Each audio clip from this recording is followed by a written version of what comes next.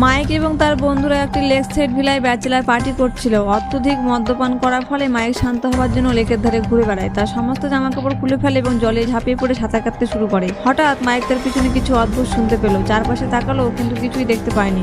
অস্বস্তি বোধ করছে। তিনি দ্রুত তীরের দিকে ছুটে গেল। যখন মাথা তুললো তখন সে দেখতে পেল একটি মেয়ে তার সামনে দাঁড়িয়ে আছে। তার ভেজা চুল বারবার চিরুনি করছে।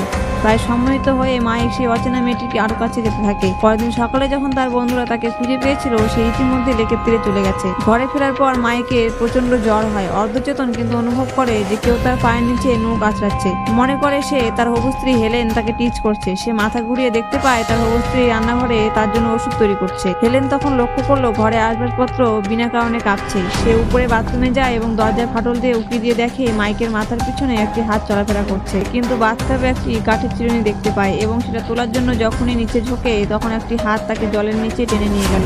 হেলেন ভয় পেয়ে যায় এবং সে ভাবে এটা তার হ্যালুসিনেশন ছিল। পরদিন মাইক আবার সাঁতার কাটছিল, তখন তার চারপাশের পুলটি হ্রদে পরিণত হয়েছিল। আতঙ্কিত হয়ে মাইক সাঁতরে তীরে আসতে গেলে বারবার একই জায়গায় নিজেকে আবিষ্কার করছিল। অনেক চেষ্টার পর তীরের দিকে সাঁতরে গেল। ক্লান্ত শরীরে বারবার পড়ে যাচ্ছিল। চোখ খুলে মাইক দেখে সেই মেয়েটি তার সামনে দাঁড়িয়ে এবং গতকাল যে কথা বলেছিল তার পুনরাবৃত্তি করে।